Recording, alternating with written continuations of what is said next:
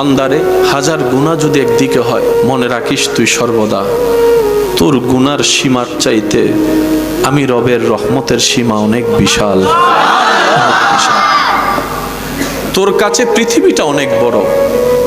বিজ্ঞানের উন্নতির জগতে যখন তুই দেখবি এই পৃথিবীকে গিলে খেয়ে ফেলার মতো অনেক গ্রহ নক্ষত্র আছে, বান্দা আমি তোর কাছে চাই। বান্দা বলে, আল্লাহ কি চাও? সব তো তুমিই দিয়েছো, তোমার আবার কি লাগে? রব বলে যে আমি দিয়ে আবার চাই, সেটাই আমার মহাব্বত।